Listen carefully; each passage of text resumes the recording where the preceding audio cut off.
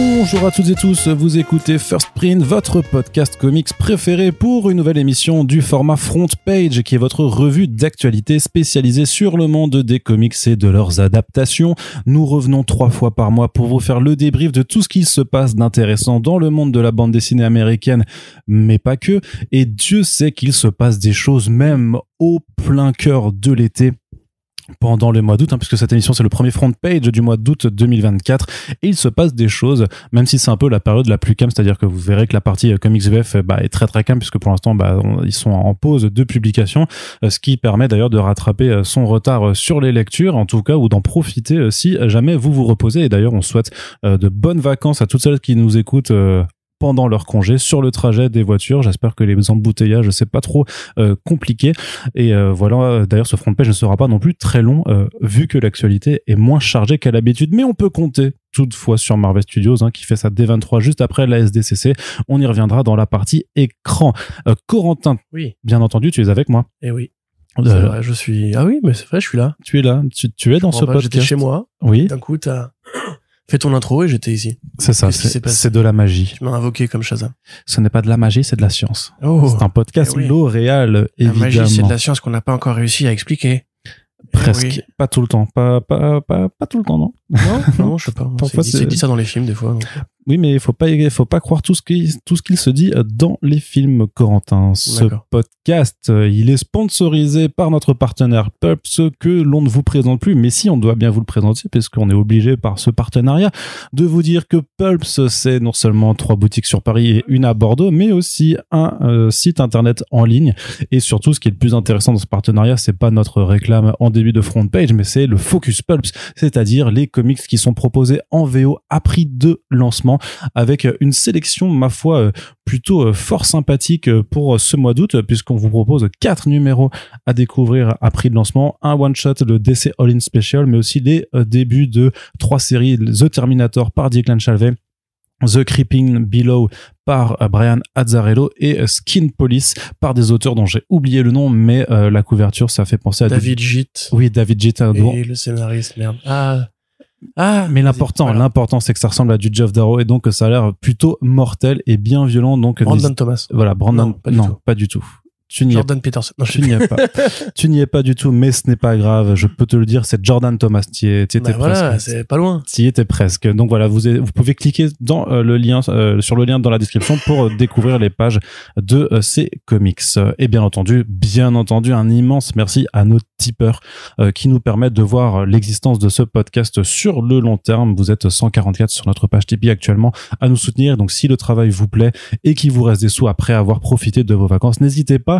Vous pouvez contribuer sur notre page Tipeee pour nous apporter votre soutien. Ensuite, Corentin, oui, on va démarrer tout de suite avec la partie comics, alors qui sera la plus chargée de ce podcast, mais sur laquelle on va surtout beaucoup faire de la VO. Ce sera un podcast Corentin Corps, clairement, parce que lui, mais tu vas tenir. Ah bah écoute, je te laisserai parler. Urban Panini. C'est quoi? Comics. Bliss. Ça va pas être bien là. 404. Non, pardon, excusez-moi. Mais non, mais ils prennent des vacances aussi. Ils ont bien raison aussi de se reposer, parce que la rentrée sera très chargée en termes de sorties. On y reviendra très certainement dans les prochaines semaines. Mais d'abord, juste un petit point sur l'événementiel, puisqu'il se passe quand même des choses, et ça c'est cool pendant l'été et même à l'horizon de la rentrée. Vous avez déjà fait dans le dernier front page de la mini tournée de dédicaces de Felipe Andrade. Je pense que personne ne l'a entendu, donc laisse-moi tranquille. Donc de Felipe Andrade là pendant le mois de septembre. On rappelle aussi que début du mois de septembre, il y aura Brian Talbot qui sera présent sur Paris, parce qu'il faut aussi un passage au festival des livres d'en haut à Lille. Mais en l'occurrence là, si vous ne savez pas quoi faire la semaine prochaine, alors on enregistre, on met en ligne ce podcast, du 15 au 18 août, il y a le festival du Cabaret Vert. Alors c'est un festival dont on vous a déjà parlé, en tout cas moi je sais que je l'ai déjà fait à l'écrit ou à l'oral. C'est un festival en fait qui mélange bande dessinée et musique. Il y a même du cinéma parce qu'ils font des projections. C'est à Charleville-Mézières, et il y a aussi tout un pan un petit peu écolo sur le fait qu'ils invitent les gens à venir en train, en bus. Enfin ils essaient de mettre des moyens en fait pour faciliter la venue en transport en commun. Et dans la musique, c'est très éclectique, parce que il y a autant il y a Justice pour ceux qui aiment l'électro, il y a les pontes du rap que sont SCH, Shai, Nino, pour ceux qui aiment le rap. Il y a même pour les gens comme moi et peut-être que ceux qui m'écoutent reconnaîtront Born of Osiris ou Resolve pour voilà ceux qui kiffent le metalcore. Donc voilà, donc ça c'est cool. Mais ce qui nous intéresse surtout, c'est qu'il y a toujours aussi une partie bande dessinée qui est très importante avec pas moins de 70 auteurs et autrices qui sont invités et dont pas mal en fait qui nous intéressent puisqu'on a parlé de leurs œuvres sur First Print et aussi à l'écrit sur comicsblog.fr.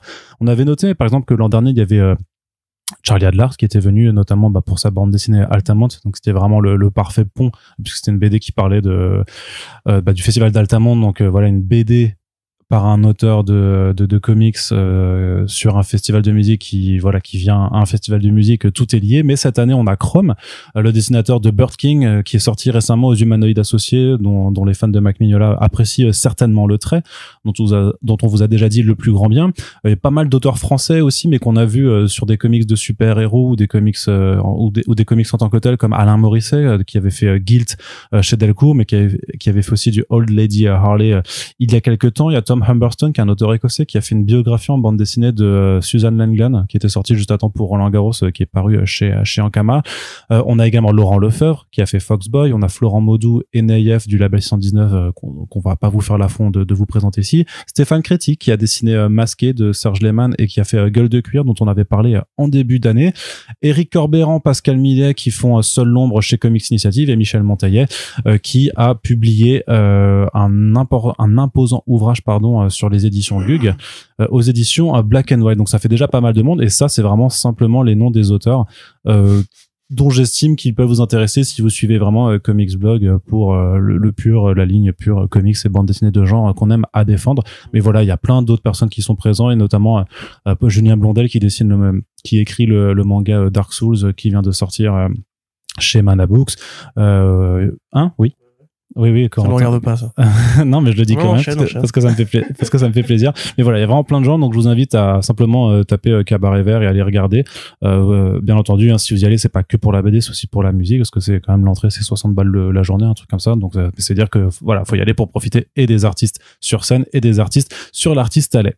Corentin, maintenant, on va passer du côté de la VO directement. Il y avait pas vraiment de partie VF dans ce podcast. Alors la première annonce, un petit peu en retard dont je voulais un petit peu parler, c'est un nouveau titre qui arrivera chez Distillery, puisque ils ont annoncé une anthologie d'horreur qui s'appelle Come Find Me.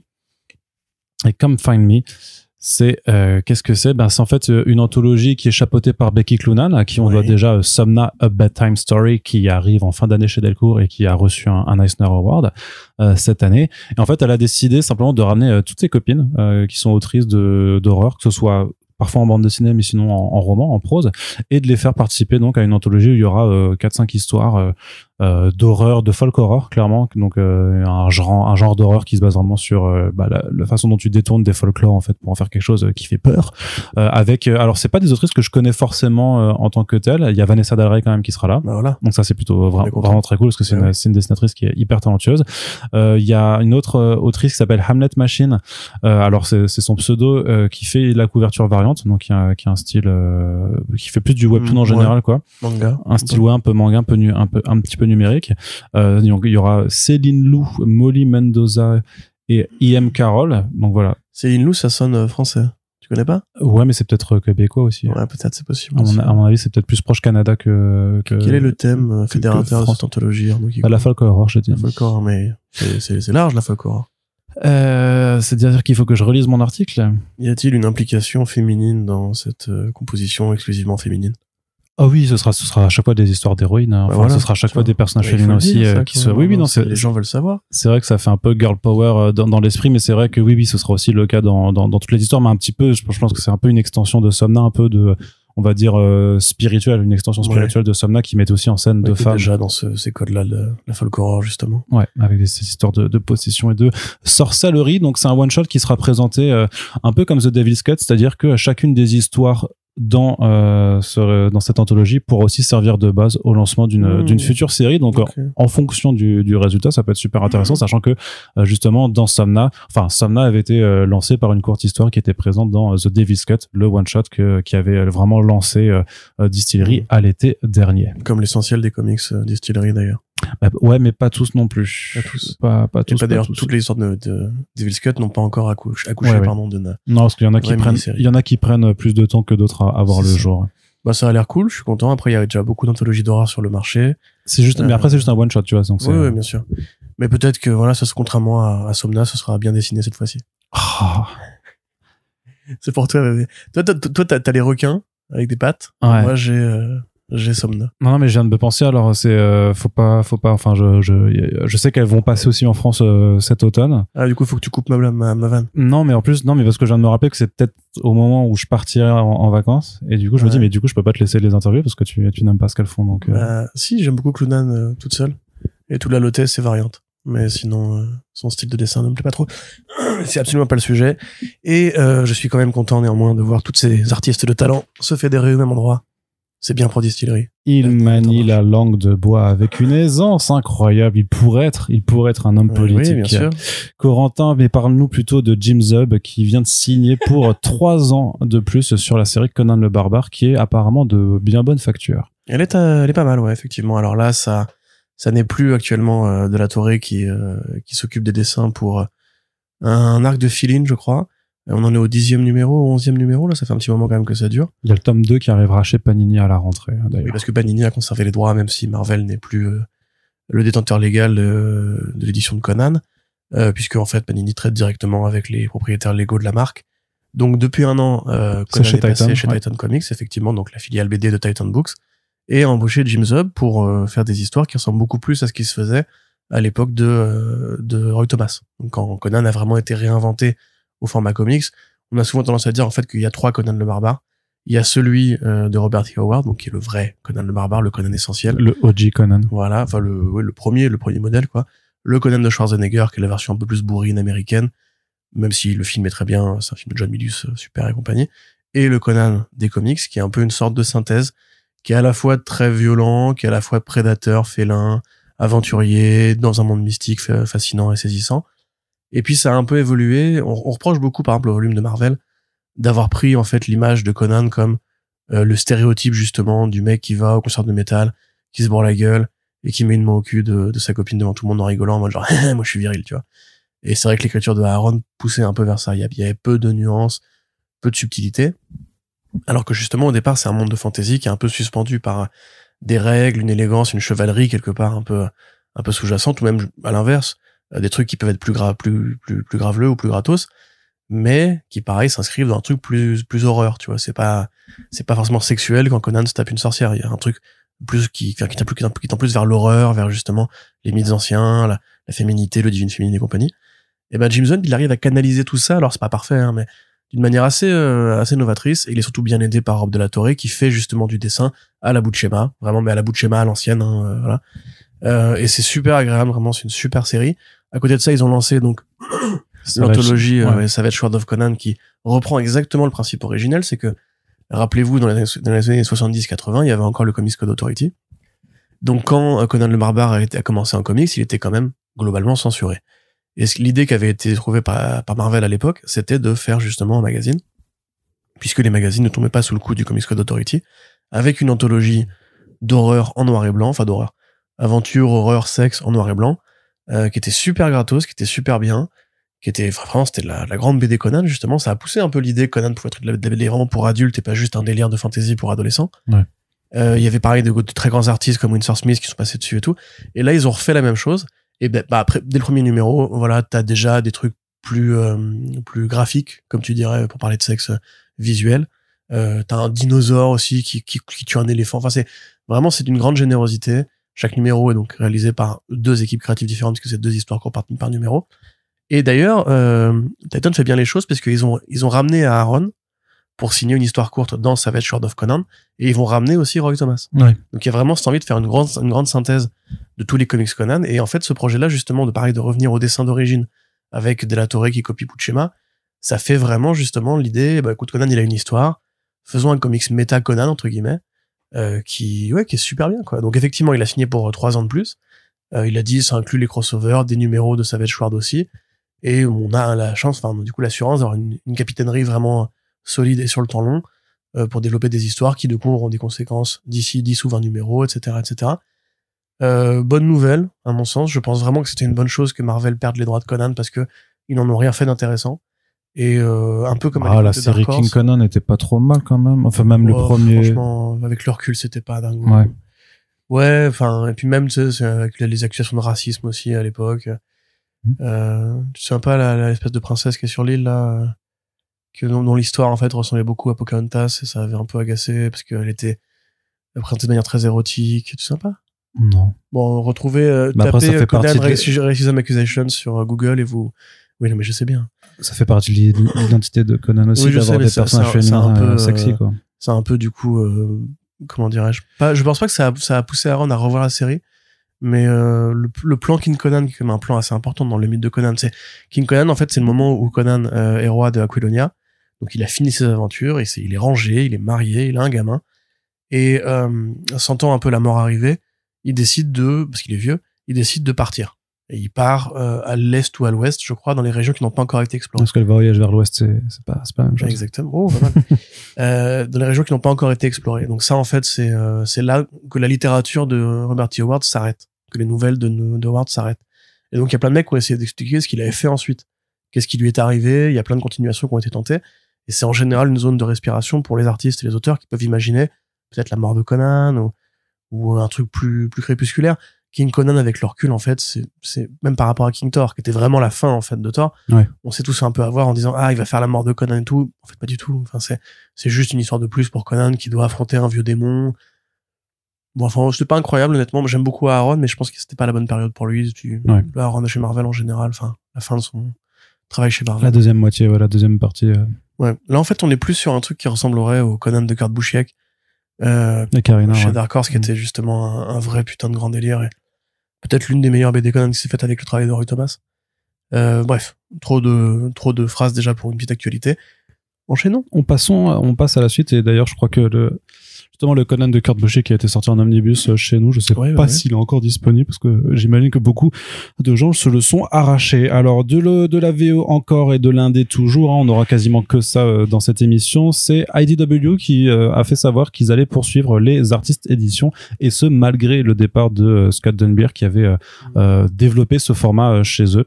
Donc les artistes éditions, qui on le rappelle, sont des éditions luxueuses de bouquins, où en fait avec une technologie de scan de planches et une impression après sur une qualité très supérieure, pour que lorsque vous avez le bouquin dans les mains, qui est souvent de très grande taille, ce soit vraiment l'impression 40 par 30. C'est vraiment que vous avez l'impression que vous tenez les planches originales qui auraient simplement été mises ensemble sous couverture. Il y a encore les petites notes de l'artiste, le blue lining souvent aussi. Ouais, les corrections, les ratures, le typex, tout ça, quoi. Exactement. Vraiment les planches originales. Et donc, vu que Scott Dunbier avait annoncé son départ un peu plus tôt dans l'année, et qu'il a présenté à la SDCC sa nouvelle boîte d'édition qui s'appelle Act 4, et que justement il a présenté ses premiers projets qui sont complètement dans cette continuité-là, avec Corentin, on se demandait si IDW allait poursuivre ceci, enfin les artistes éditions, ou si le départ de Dunbier allait mettre un peu condamner la ligne à ne plus voir le jour. Mais techniquement, le savoir-faire a été transmis, en tout cas. Oui, puis l'idée est bonne en général, parce qu'en plus elle permet à IDW de travailler avec d'autres boîtes, comme là en l'occurrence Marvel. Oui, Marvel surtout, ouais. Enfin, et DC aussi, parce qu'ils ont annoncé le Batman Year One. Voilà. Et de la même façon, il y a d'ailleurs un accord qui était signé entre Dunbier, Act 4 et DC Comics pour d'autres BD. En fait, on a plus ou moins l'impression que ça se segmente entre les artist editions qui sont vraiment sur des produits populaires, connus dans l'industrie, dans le grand public de l'industrie, et à l'inverse, Dunbier qui va plutôt aller chercher des projets un peu plus sélects pour les vrais gros passionnés, comme justement les fans de Dave Stevens. Alors, on rappelle du coup le programme de Act 4, c'est la réédition des 2 artbooks de Dave Stevens, dont un artbook de croquis. Dan Stevens. Non, Dave Stevens. Dave? Oui, Dan Stevens, c'est l'acteur. Ah merde. Dan Stevens, c'est le mec qui joue dans Légion. Ok, je t'ai persuadé que c'était l'inverse. Dave Stevens, c'est le Rocketeer. Ok. Voilà. Je sais pas pourquoi je t'ai persuadé que c'était l'inverse, mais oui, pardon. Après, vérifie peut-être, parce que tu me mets un doute affreux, mais je crois vraiment ne pas être dans le... Parce que l'autre fois, quand même, Arnaud m'avait dit, j'avais dit Jason Person. T'as raison. Bags, et Arnaud m'avait dit, non, c'est John Person. Ouais, mais parce que t'avais mis John, en fait, dans l'article que j'avais relu, et comme je te faisais confiance, et bien, voilà. Il faut pas. Ouais, effectivement. Non, effectivement, t'as raison. Dan, c'est l'acteur, donc c'est Dave Stevens pour le Rocketeer. Voilà, donc ils ont ça chez Act 4, ils ont le Ragnarok de Walt Simonson, les Easy Stories de Wally Wood, le Batman de Jim Aparo, et encore un autre truc. Donc voilà, enfin, déjà, Jim Aparo, Wally Wood, Dave Stevens, c'est bien, mais c'est pas Jack Kirby. Là, ce que fait IDW, c'est que c'est plus confidentiel. On va dire que ça a beau d'être des immenses artistes, c'est peut-être un peu plus confidentiel que Mazzucchelli. C'est moins, ouais, c'est moins que du Jack Kirby. Des trucs qu'on met dans les listes des top 10 comics of all time, tu vois. Moi, je pense qu'ils y sont quand même, mais je pense que c'est quand même juste moins connu du grand public des lecteurs de comics. Disons quand tu rentres dans les comics, il y a une première marche qui va être Watchmen, DKR, Year One, Born Again, découvrir qui est Kirby, découvrir qui est Stan Lee, découvrir qui est Bob Kane, découvrir qui sont Jim Lee, McFarlane et compagnie. Et ensuite, quand tu grattes un peu plus, tu vas rentrer dans la zone où tu te dis, ah, mais voilà, Jim Aparo, il a fait des grands Batman aussi. Et puis Hollywood, c'est quand même le mec qui a travaillé avec Kirby, puis qui a un peu réinventé la narration en comics et tout. Donc voilà, on va dire que Act 4 est plutôt dans cette zone-là et que IDW va plutôt rester à l'entrée. Puisque donc ils ont annoncé la réédition de Jack Kirby Marvel Art en Artisan Edition. Donc c'est Artisan Edition, c'est les crayonnés et les encrés, en plus petite taille. La réédition, je crois que c'est une réédition de Born Again Artist Edition, donc de Mazzucchelli, donc le grand chef-d'œuvre de Frank Miller et David Mazzucchelli. Ils ont aussi annoncé donc un nouvel album qui sera consacré aux Tortues Ninja. Ouais, les premières années de Kevin Eastman et c'est Peter ça. Laird. Donc, alors ils ont la licence de toute façon, donc ils font ce qu'ils veulent, mais c'est vraiment les années Mirage Studios, donc les premiers comics de Eastman. Ce qui est plutôt une bonne nouvelle. Moi, j'aime beaucoup le coup de crayon du bon Kevin. Et puis j'en oublie une, je crois. Que fût-ce? Eh bien non. C'était pas un DC Comics? Bah non, parce que t'as dit Mr. Miracle, c'est de Jack Kirby. Non, Mr. Miracle, je l'ai pas dit, voilà, c'est ça. Et enfin, le dernier, c'est Mr. Miracle, pareil, de Jack Kirby. Donc en fait, Kirby, Mazzucchelli, Tortue Ninja, effectivement, c'est plus facile à vendre. C'est plus grand public, on va dire. Que les artbooks érotiques de Dave Stevens. Et pourtant. Dieu sait. Voilà. Ça dépend du client, hein, Arnaud. Donc voilà, on voit bien, grosso modo, que les deux offres peuvent en fait se compléter sans se marcher dessus. La plupart des gens qui sont en fait vraiment fans de Dave Stevens sont des gens qui justement ne vont pas se contenter de juste lire le Rocketeer, ils vont aller chercher ce qu'il a fait ailleurs.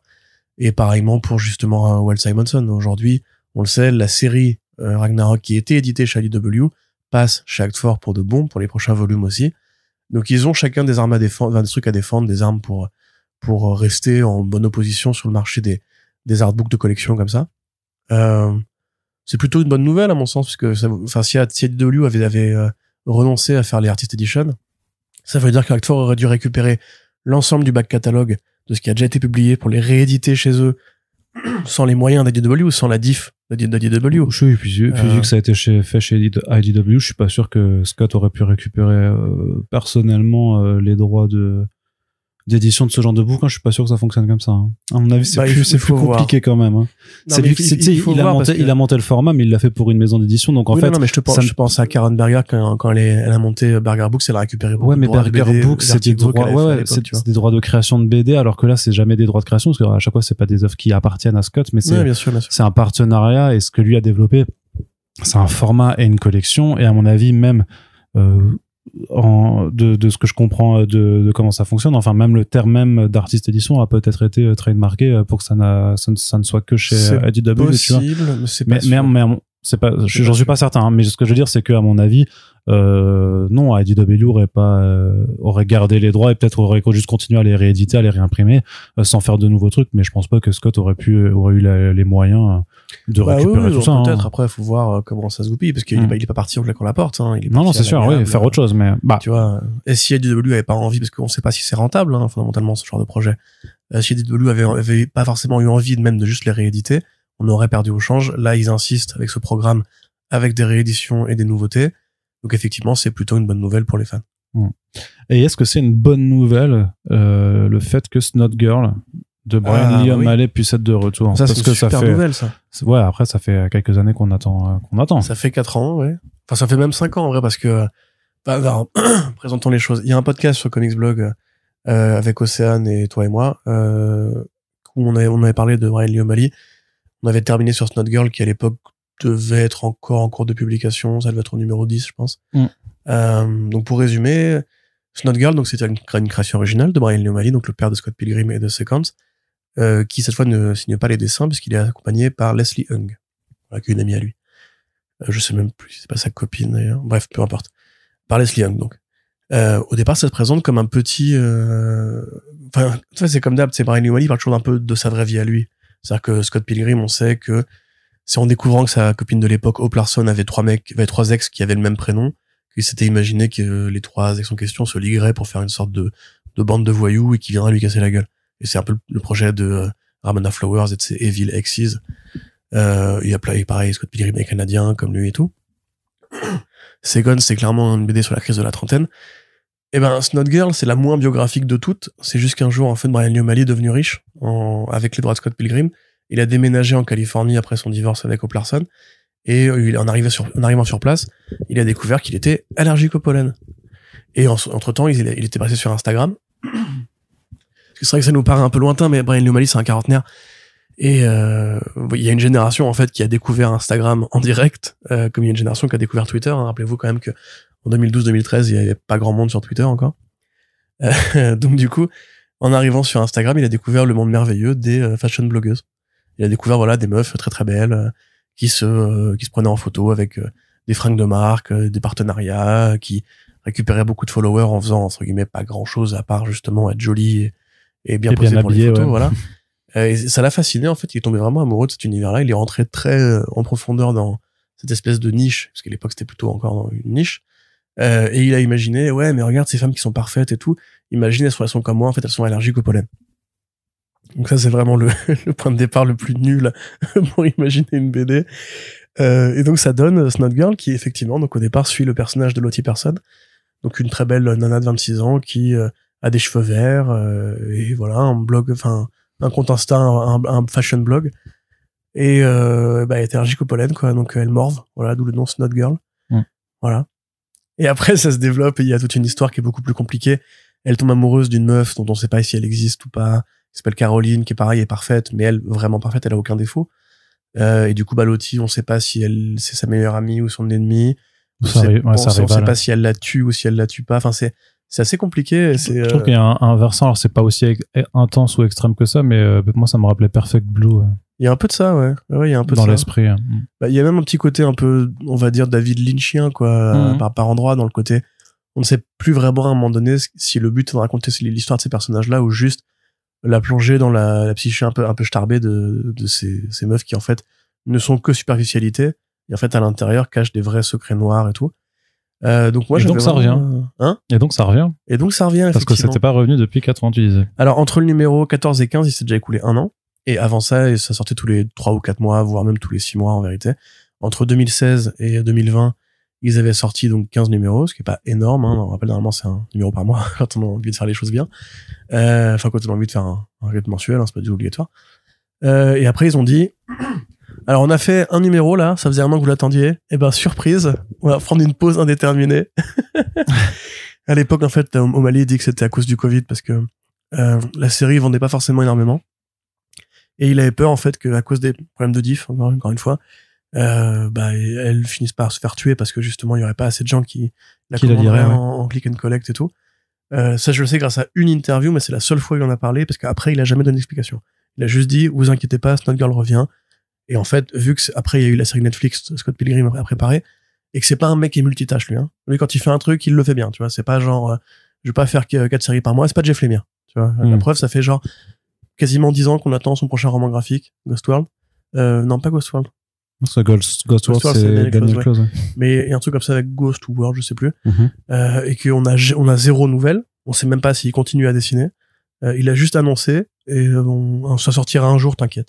Donc là, c'est pareil pour Snot Girl. Au bout de 4 ans sans nouvelles, on a eu Leslie Hung qui poste un petit dessin de Lottie en disant, hey, bon anniversaire, Lottie. Tu dis, mais c'est pas son anniversaire, ça fait pas 10 ans qu'elle existe.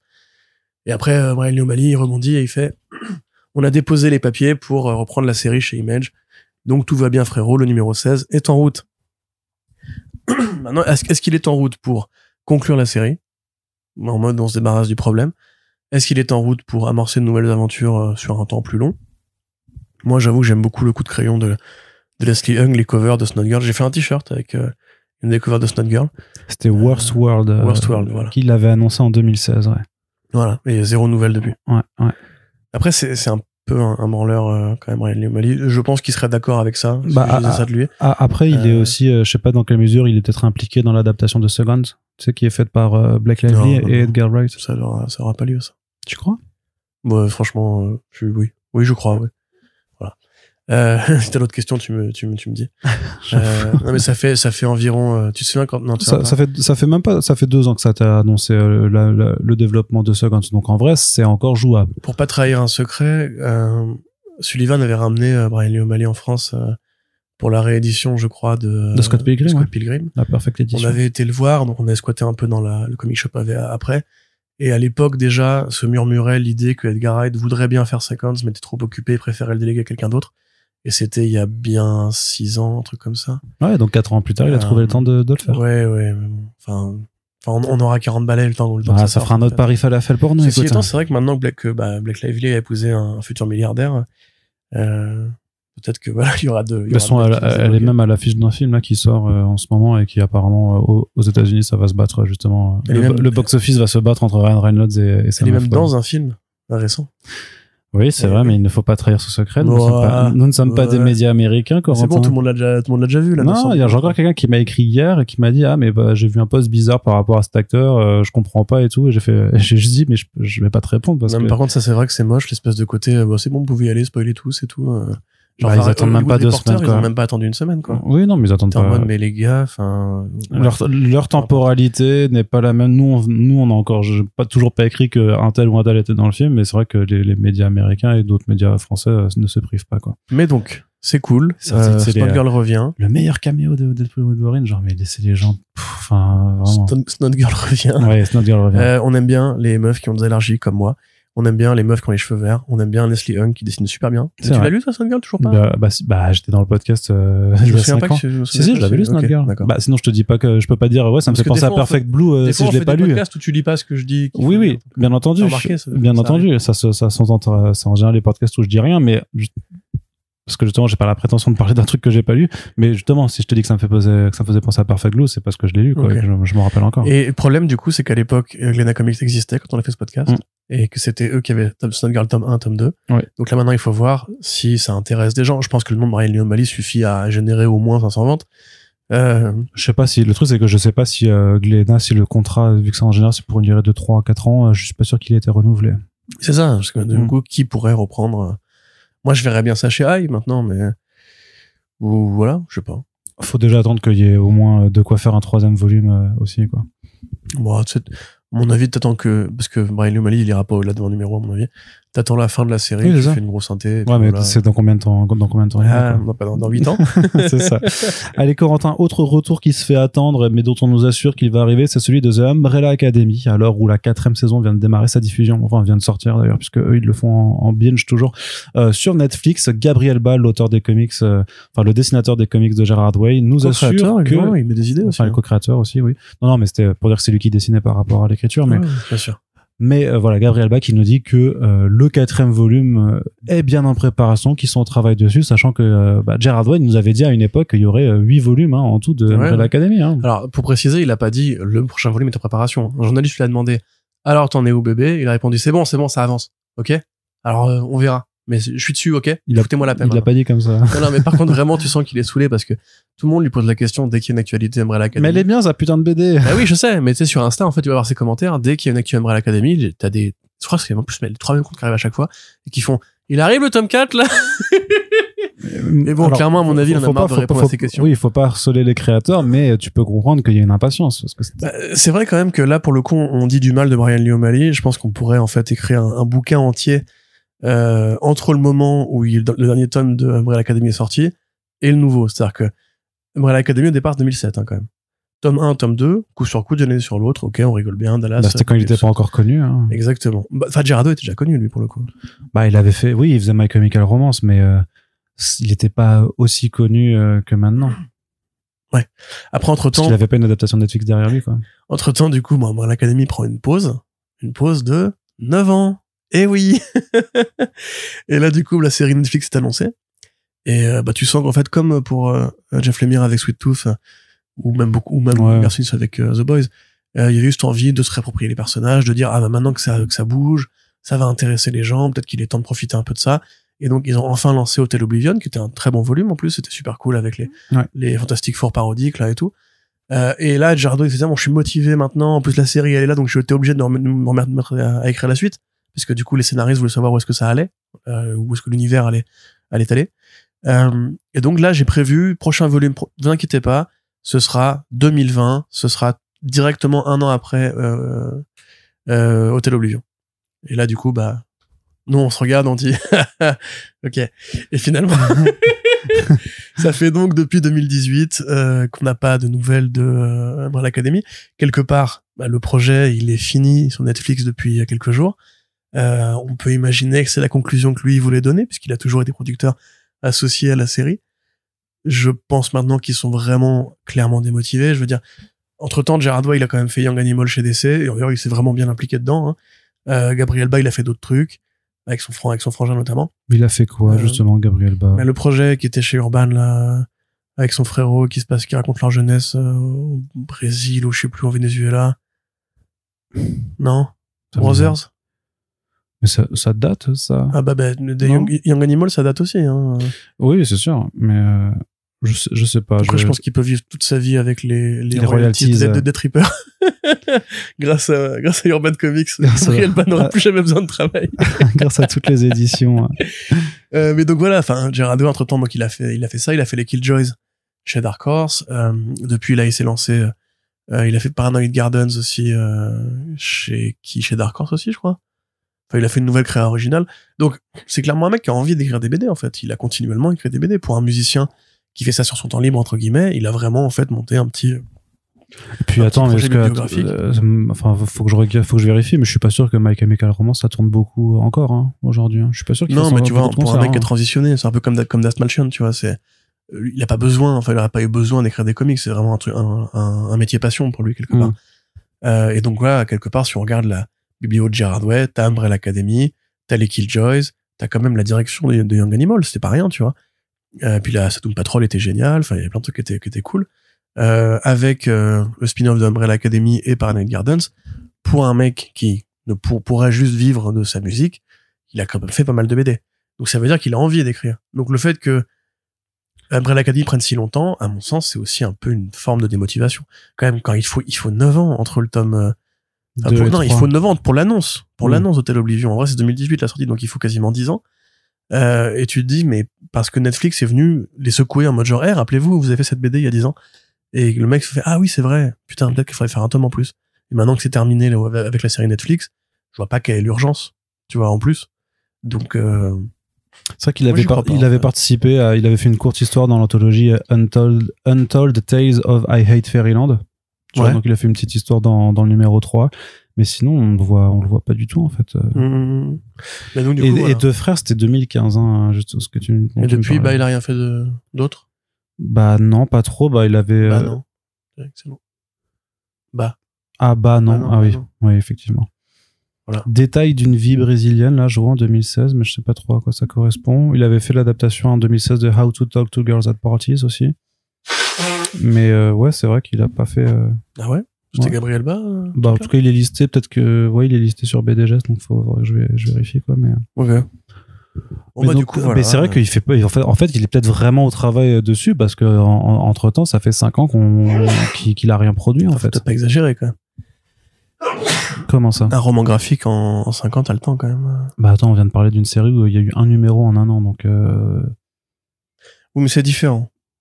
C'est-à-dire s'il veut attendre que tout le volume soit dessiné avant de commencer à le solliciter et tout ça, peut-être qu'il est... Mec, c'est 4 ans pour un truc de 6 numéros, ça me paraît pas être... Bah, chacun son rythme. Attends, comme tu dis, il a pas besoin non plus. Chacun son rythme. C'est vrai que si tu fais une case par jour... Mais non, mais s'il a plus besoin et que c'est pas une urgence parce qu'il peut vivre correctement, bah voilà, faut qu'il prenne son temps, quoi. Tu vas pas lui mettre la pression comme ça. Ah, il dessine. Non, mais c'est pas un reproche, mais quand je te dis qu'il est de droite là, rendez-moi Corentin. Mais non, mais c'est simplement, attends, tu lances une série, tu dis il y aura 8 tomes, tu les sors pas. Oui, c'est naturel. Oui, mais c'est pas un dû, mais c'est pas que les choses soient frustrées. T'étais d'accord avec moi tout à l'heure. Oui, je sais, mais juste pour me faire chier, le mec dit, connard de droite, pendant. Mais ça me frustre aussi, mais je vais pas lui dire, allez, bouge-toi le cul et fais toutes tes planches. Ça se trouve, il a un problème de santé. Ça se trouve, il a. Non, mais il pourrait remplacer le dessinateur. Ah bah quand même. C'est que le Bart qui a fait le spin-off You Look Like Death qui était très bien. Oui, parce que c'était un spin-off, mais là, pour la série originale, tu t'es d'accord aussi. Ils ont plus envie, mec. Franchement, ils ont plus envie, ça se voit. Maintenant que la série Netflix est terminée, en plus, ils ont plus de. Oui, il y a plus de leitmotiv, oui, ça c'est clair. L'intrigue, elle est finie sur Netflix. Il y a des chances que ce soit la même fin. Je sais pas, je l'ai pas encore regardé, donc. Parce qu'il avait dit justement que, du coup, j'ai oublié le nom qu'il voulait donner à cet album, Sparrow Academy. Sparrow Academy, ça existe dans la série Netflix, tu vois. Donc, je sais pas. À mon avis, pour moi, c'est un truc ils ont été trop ambitieux au départ. Ils se sont dit, ouais, 8 tomes, allez, paf, un par an, ça nous fait une belle carrière. Au final, maintenant, ils ont autre chose à foutre, en fait, je pense. Oui, peut-être. Du coup, c'est pas un reproche. C'est plus, je ne crois pas qu'ils finiront par terminer pour une vraie Umbrella Academy. Il y a quand même 17 ans entre le tome 1 et le tome, du coup, même pas 4. Avec 3 tomes en 17 ans. Moi, j'aurai des gosses et ils auront des gosses d'ici à ce que la série soit terminée. Hein. Eh bien, on verra bien, Corentin. On verra s'il faut prendre son mal en patience.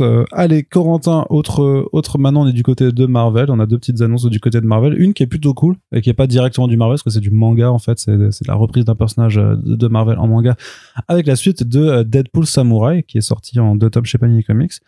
Pour la première saison, en fait, la saison 2, la nouvelle saison en manga qui revient, mais c'est la façon dont elle est revenue qui est quand même assez chouette. Bah alors en fait, donc Marvel et la Shueisha se sont associés donc pour faire des mangas Marvel, donc notamment via l'application Jump Plus, qui est une appli de lecture en ligne pour les séries du Jump et quelques produits à part qui sont précisément pensés pour la lecture en numérique.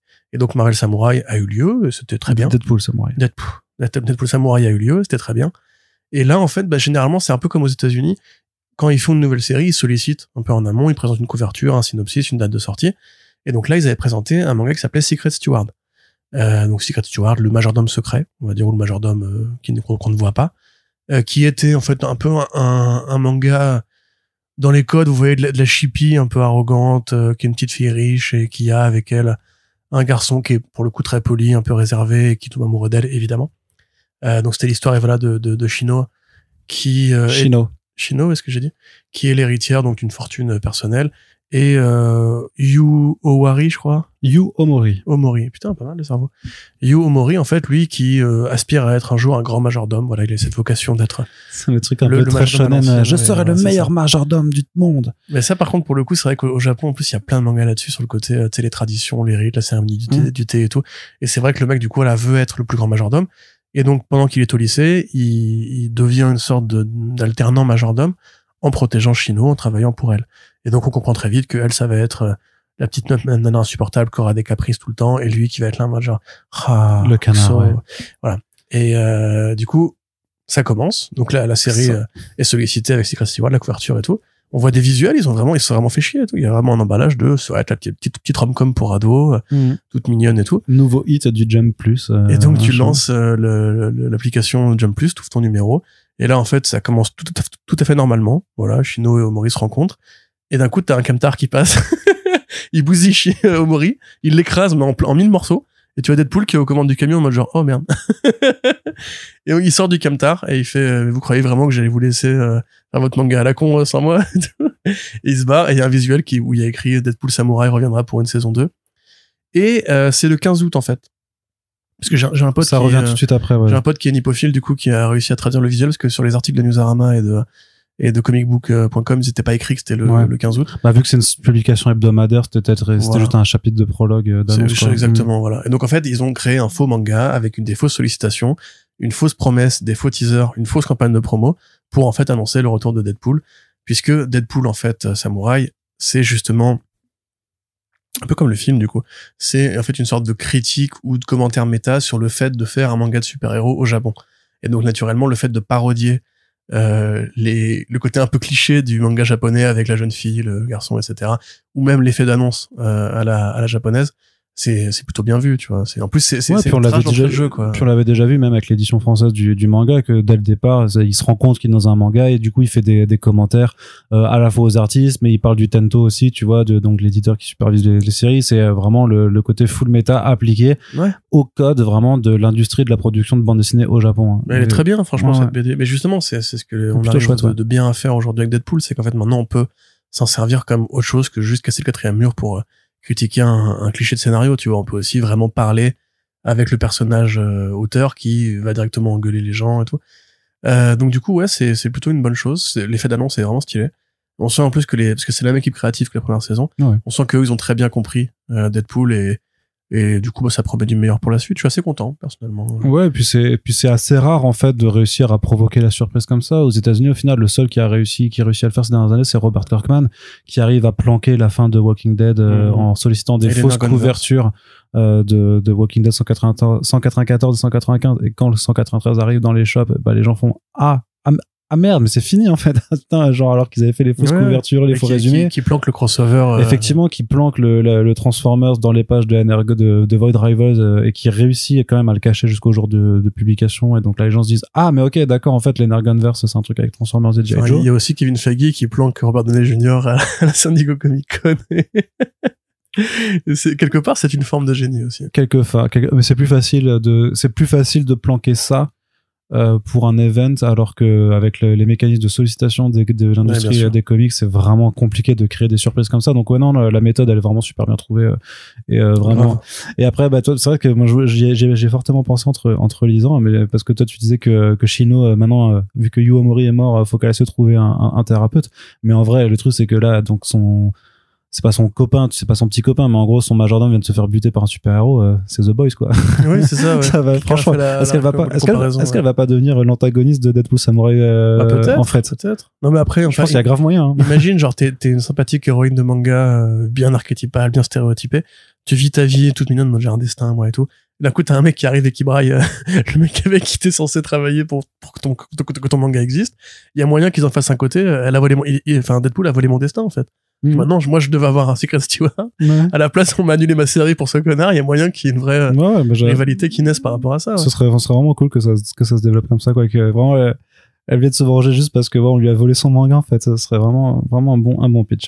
Allez, du côté de Marvel, beaucoup moins marrant, mais pour le coup, vous le savez, on en a déjà parlé quelques fois dans le podcast que Marvel veut introduire une nouvelle série de New Champions d'ici l'année prochaine. Et les New Champions, qu'est-ce que c'est? À la base, c'est simplement des chara design, en fait, des personnages qui ont été faits dans le cadre d'une opération de couverture variante pour se calquer sur le modèle de Spider-Boy, donc le jeune super-héros imaginé par Dan Slott. Ils avaient fait donc un ensemble de couvertures variantes New Champions où en fait les artistes étaient invités à imaginer des versions adolescentes de super-héros très connus avec tout ce Deadpool en skateboard. Voilà, avec Deadpool en skateboard, avec un Moon Knight avec une casquette, avec une Scarlet Witch ado, voilà, tout ce genre de joyeuseté.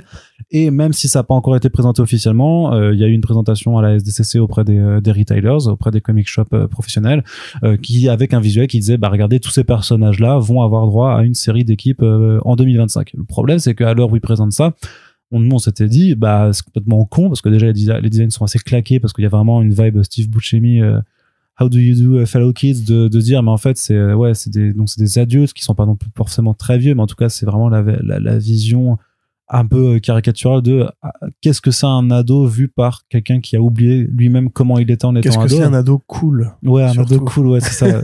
Un ado cool. Mais surtout, le plus gros problème au-delà des designs, c'est que c'est des personnages qui n'ont pas de passif, en fait, qui n'existent pas en tant que tels, puisqu'ils ont jamais eu d'aventure. C'est juste des chara design sur des couvertures. Eh bien, Marvel, bien entendu, il y a quelqu'un à l'édito qui a bossé cette question et qui a dit bon bah puisque ces personnages n'ont pas encore d'histoire, on va leur en faire une. Et donc on apprend que dans le 6e numéro de la série Scarlet Witch de Steve Orlando sera présentée donc une nouvelle héroïne qui s'appelle Amarante et qui sera donc cette sorcière adolescente qui ressemble beaucoup à Scarlet Witch, oui. Qui est en fait une pupille, enfin une ancienne protégée de Agatha Harkness, et Agatha va la confier à Wanda pour lui dire il faut qu'elle découvre les zones de son passé et qu'elle apprenne à maîtriser ses pouvoirs. Donc vraiment le prétexte pour justement donner un background à ce personnage et justifier le fait qu'elle sera ensuite dans une série. Donc et Marvel l'annonce tel quel, ils vont faire la même chose avec la plupart des héros, j'imagine, que l'on verra dans le titre New Champions. Putain, donc j'ai tellement hâte. Le Moon Knight à casquette. Je veux Mark Spector qui est en train de tuer un vampire à coup de pieu là. Et d'un coup il y a un gamin qui arrive et fait yo c'est votre quoi Moon Knight. Et tu sais il va être en mode non je me casse salut on va voir.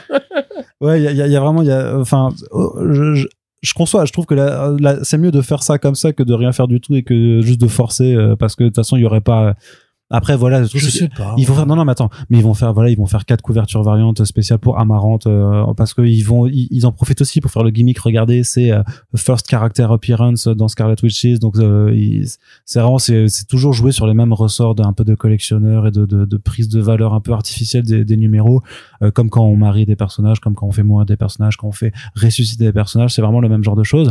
Mais c'est vrai que autant pour Amarante ça peut coller à la limite, c'est une jeune sorcière, pourquoi pas, mais pour le Moon Knight à casquette, qu'est-ce qu'ils vont aller imaginer? Mais attends, mais en plus je suis pas d'accord. C'est voilà, les univers de fiction. Je vais encore faire mon putain de geek odieux. Il y a des règles. Moi on me dit que depuis qu'il y a la Scarlet Witch, il y en a une par génération et que c'est fait comme ça. Voilà, il y a une Scarlet Witch. Oui, non, mais il y a d'autres sorcières. Tu l'appelles pas Scarlet Witch, en ce cas-là, tu dis pas Young Scarlet Witch. Non, mais c'est moi qui l'appelle comme ça. Pourquoi elle a la putain de tenue de la Scarlet Witch? C'est exactement. Parce que c'est ça mon rôle modèle. C'est un color swap de Wanda ado. Voilà, c'est littéralement un color swap de Wanda ado. Même au niveau du design, c'est rinsax.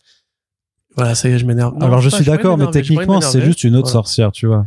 C'est pas le pire, c'est rien du tout, frérot. Non, mais ce que je veux dire, c'est un personnage de merde qu'on a créé pour une série de merde. Tu auras plein de héros qui ressembleront aux vrais héros Marvel. Mais je suis d'accord. Je dis juste que c'est pas le pire, parce que vraiment le Moon Knight à casquette, ça va vraiment être très problématique. Même la petite Asgardienne là aussi avec la crête de punk et tout. Enfin, non, voilà. Moi, je suis désolé. Non. Mais ce qui est ouf en plus, c'est qu'il y a 20 ans, ils ont fait Young Avengers qui marchait du tonnerre, où justement, en fait, tout le principe de la série, c'était d'avoir ce concept apparent et de le renverser au bout de 2-3 numéros pour expliquer qui étaient vraiment des personnages. Et c'était des personnages ados, mais qui étaient super bien écrits, super bien caractérisés.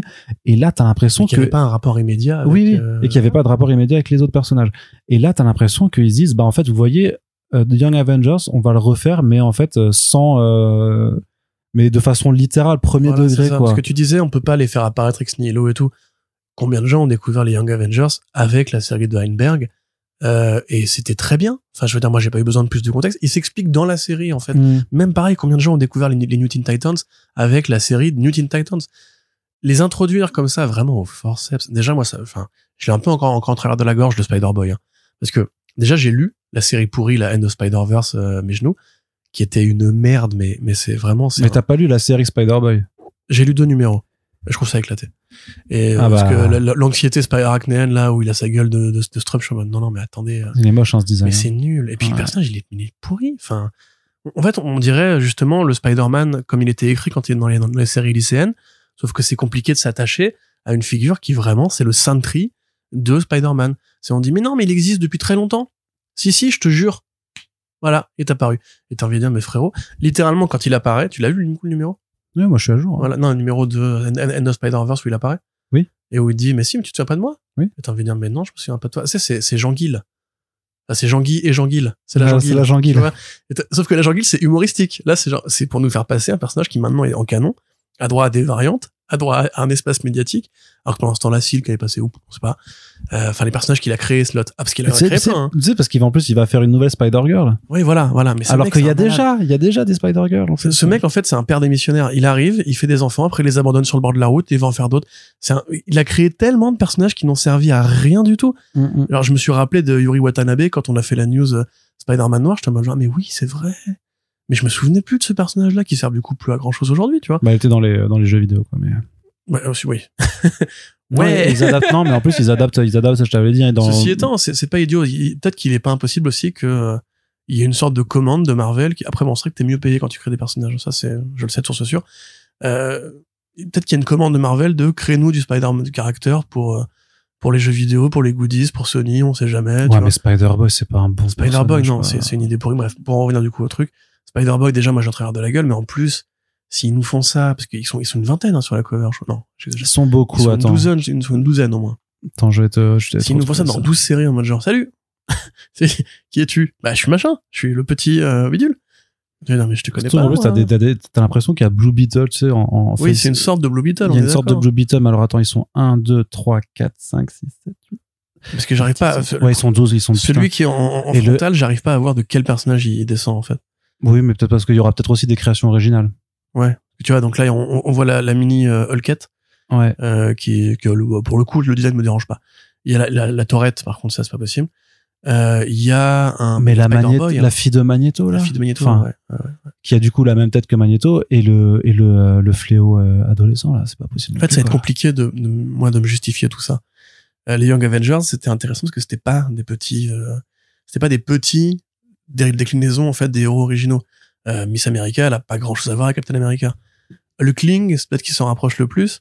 Et finalement, il a un destin qui est super intéressant, qui est tragique. Non, voilà. Puis elle, c'est quoi? C'est Falcon, du coup? Je sais pas, ouais. Bref.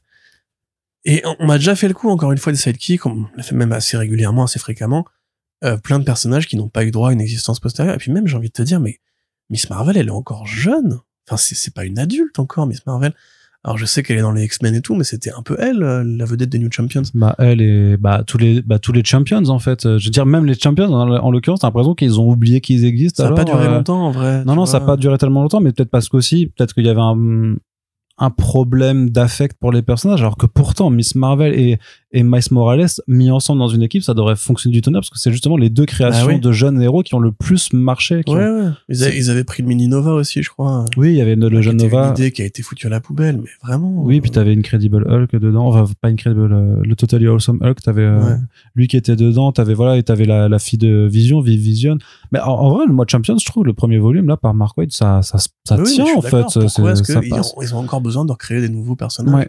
C'est pas si vieux. Surtout que c'est pas des dizaines. Enfin, si l'objectif c'est d'essayer de faire cool pour parler à des jeunes, enfin des ados vraiment, mais je pense qu'il est vraiment. Je suis même pas sûr. Ouais.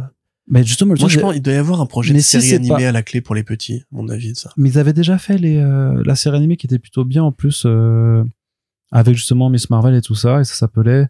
C'était pas New Warriors, mais c'était Marvel Rising. Tu sais, ils avaient fait les Marvel Rising, mais qui avait, voilà, il y avait déjà tous les personnages qui étaient. Oui, c'est vrai. Il y avait Miss America, il y avait Kamala, il y avait Spider-Gwen. C'est vraiment juste, mais ces personnages n'ont pas l'air intéressants. Et c'est vraiment la question, c'est à qui vous voulez les vendre, parce que clairement pour les gens de notre âge et plus vieux, c'est même pas la peine, ça ne les intéressera pas. Et même pour des gens plus jeunes que nous et voire des ados, je vois pas à quel moment ça va tenir. Mais tu sais, en fait, c'est un peu le syndrome X-Men où en fait, il y a 5-6 générations d'élèves qui se sont succédés. Et en fait, les anciens héros, ils ont pas spécialement vieilli au bout d'un moment. Même il y en a qui ont eu des gosses, mais finalement, ils ont encore 35 ans, c'est pas grave, c'est pas alors que leur gamin ont 15 ans maintenant. C'est ce problème, en fait, c'est que Marvel ne s'est pas réinventé autrement que en rajoutant une surcouche, et une surcouche, et une surcouche. Et sauf qu'en fait, ça va jamais remplacer les héros fondateurs. C'est que des effets de mode à chaque fois, et t'en as quelques-uns qui vont réussir à percer, comme, encore que Ultimate Spider-Man, c'est différent. Enfin, Morales, c'est différent pour moi. Et Miss Marvel, c'est différent aussi. Elle a pas été introduite au sein d'une équipe, from scratch, en mode genre, on a fait une variante Miss Marvel pour la foutre dans l'équipe. Mais là, il y a vraiment le côté un vrai volume qui a été créé ultra artificiel. Vraiment, là aussi, le problème, c'est que on te dit, ouais, regardez, c'est des personnages, alors que vraiment, à la base, c'est juste un programme de couverture variante thématique qui était rincé, quoi. Franchement, les designs, les couvertures, elles sont pas belles. Et là, on dit, bon, bah, en fait, finalement, on va en faire des persos, et c'est vraiment la démarche, mais c'est ce que, vraiment, t'as l'impression que du côté de Marvel, en fait, normalement, t'as un équilibre, en fait, dans le mainstream entre le commercial, tes pratiques commerciales et tes pratiques éditoriales, quoi. Et là, t'as vraiment la balance qui est complètement déséquilibrée du côté du marketing. Ça fait quelques années qu'ils font des comics pour faire des variantes, quand même. Il y a des projets, tu dis, mais ce one shot là, pourquoi faire? Pour faire des variantes. Ça, on en fait 5. Tac, on est bien. Là, maintenant, c'est carrément les variantes qui renseignent les séries. Ouais, au-delà des variantes, juste d'avoir, en fait, un volume pour s'assurer d'être toujours à la première place et d'avoir des rentrées, sûrement peut-être dictées par Disney, en fait. Tu vois, qui leur dire, vous devez ramener tant de pognon à chaque mois, donc démerdez-vous, mais faites ce qu'il faut pour ramener du pognon, sauf que c'est que parce qu'on le dit chaque année, j'ai l'impression que c'est de pire en pire, en fait. Mais je pense que ça, en fait, le problème, c'est que il y a quand même des comics qui sont sympas ou qui sont bons, tu vois, mais c'est juste que la façon dont ils communiquent sur leurs nouveautés et la façon dont leurs principes, c'est leur locomotive où il y a un vrai problème, en fait. Amazing Spider-Man, ça fait des années, je trouve que c'est un vrai problème, créativement parlant, ce qui est raconté dedans. Je trouve que c'est vraiment pas intéressant, que Zaboué, c'est un peu mieux que Nick Spencer. Et parce qu'on est descendu tellement bas avec Nick Spencer et même la période Beyond que et je pense que l'image qu'on peut avoir de Marvel en ce moment ou même de DC en fait, elle vient du fait que leur locomotive, c'est vraiment pas là où se font les bonnes choses. Ça dépend de quoi on parle. Captain America, ça a pas été une mauvaise locomotive, même sous la période Kelly Lansing. Thor, c'est toujours été plutôt un bon personnage, enfin bien traité. Ouais, mais c'est pas les Fantastic Force. Je te dis, c'est un peu plus. Tu vois, c'est Spider-Man d'un côté et Batman de l'autre, quoi. Je pense que c'est eux qui sont quand même le thermomètre de la santé générale. Et ouais, ces deux titres-là, dans un cas comme dans l'autre, c'est quand même pas glorieux. Hein. Et c'est ça qui est bizarre, c'est que Batman, on peut l'équilibrer avec Detective Comics, qui a fait du coup ce truc-là. Spider-Man, si, il y a la série Ultimate de Hickman, mais bon, c'est un truc. Ouais. C'est tout petit. J'ai pas lu encore Spectacular Spider-Man. Je veux dire, par rapport au rythme de publication de Amazing Spider-Man récemment, même Ultimate, les Enfin, c'est rien à côté, quoi. Ouais, c'est sûr, mais je crois que ça se vend bien, Ultimate, quand même. Mais... Tant mieux. Enfin, bref, du coup, Marvel. Voilà. Ouais, vraiment, c'est pas ça qu'on aime chez eux, quoi, justement. C'est vraiment dommage, en fait, que... T'inquiète, t'auras Avengers contre Alien bientôt. Mais ça, je suis curieux. Mais ça, je te l'ai déjà dit, je suis, pour le coup, je suis plus client, mais... Wolverine Revenge, ça commence, là, aussi. Ouais. Oui, heureusement qu'ils ont quand même ce genre de projet. Allez, du côté des écrans, petite partie également. Alors, Marvel Studios qui dévoile un peu ses séries à la D23. Alors, c'est là où on se pose toujours la question de est-ce qu'on commente ou pas, puisqu'en fait, ils ont présenté des trailers, notamment pour Daredevil Born Again et pour Ironheart. Mais techniquement, ils n'ont pas été dévoilés au public. Alors, on a que des vidéos en qualité plus ou moins bonne. Alors, mais bon, avec les appareils maintenant et heureusement, les gens investissent dans leur téléphone quand ils vont à la D23, c'est quand même des vidéos qui permettent de voir tout ce qu'il y a à voir de façon très très concrète. Mais faut-il commenter quelque chose qui est quand même pas dans la qualité et dans le format fait pour pouvoir être commenté concrètement. Si je peux t'aider à résoudre ce débat intérieur, moi j'ai pas voulu regarder Born Again, il est hors de question que je regarde un premier trailer de Daredevil leaké sur un téléphone. Les Fantastic Four, mais qui reste appréciable quand même. Les Fantastic Four, je l'ai regardé à l'époque il y a 2 semaines, parce que c'était pas un truc qui sera a priori dans le film, c'était un truc qu'ils ont tourné un peu en amont du vrai tournage pour avoir une note d'intention à présenter au public. D'ailleurs, on a entendu le thème de Giacchino aussi, je sais pas si tu as aimé le programme. Non, mais oui, enfin. Voilà, ils ont refoutu le thème de Giacchino qui est plutôt très agréable, je trouve. Giacchino qui a fait aussi la musique d'ailleurs des Indestructibles. Et ouais, c'est fou quand même. Et de The Batman. Il est partout. Et des Spider-Man d'ailleurs, de Marvel Studios. Ouais, mais ça c'était moi. D'ailleurs, et Doctor Strange aussi. Mais invariable snob quand même, parce que pour le coup, quand il a pas été nommé aux Oscars sélectionné aux Oscars pour le score de The Batman, j'ai pas compris. Alors qu'il est, je l'ai revu récemment. Le score est vraiment chouette, quoi, ouais. Donc ouais, Ironheart, j'ai regardé, j'avoue que ça m'emballe pas plus que ça. Est-ce qu'il faut commenter? En plus, tu sais que dedans, enfin, celui qui joue The Hood, c'est Anthony Ramos, que je connaissais pas, mais en fait je me suis rappelé que j'avais vu sa tête parce qu'en fait c'est le mec trop loser dans Twisters, tu sais, qui fait vraiment le mec que t'as pas envie de voir, c'est son ancien pote à l'héroïne. Oui. Et tu sais, qui vient chaque fois et t'as vraiment l'impression qu'il vient qui vient empêcher la romance entre la meuf et Glenn Powell, et que bloqueur absolu. C'est ça. Et qu'à la fin, tu sais, quand il l'attend à l'aéroport et qu'il débarque quand même, et je me rappelle qu'avec ma copine, on était là, on faisait non, pas toi, va-t'en, allez, dégage, tu sers à rien. C'est vrai que le triangle amoureux est un peu rincé. Ouais. Et là, j'ai ressaté, j'ai fait mais je le connais. Je fais oh non, pas lui. Je le trouve pas charismatique du tout, quoi. Non, mais il est pas tellement. Il est pas mauvais, hein, mais il est pas tellement charismatique. Ouais, après, ça dépend de ce qu'il va jouer. Il fait The Hood, quoi. Et The Hood, c'est quand même un vilain qui peut être super vénère. Enfin, ça va être le vrai The Hood. Bon, si, c'est lui, ouais. Il a la cape. Il va le sucré, hein, The Hood. C'est quoi, c'est sous Bendis qu'il est vraiment important? Sous Bendis, ouais, dans Brubaker même. Dans Daredevil, c'est lui qui rend la femme de Daredevil folle. Folle. Enfin voilà, il a vraiment. Légitime. Il y a un arc des New Avengers où il est particulièrement vénère dedans. Il est même devenu Venom, je crois. Non, il est devenu West Rider récemment, le Hood, je crois. Oui.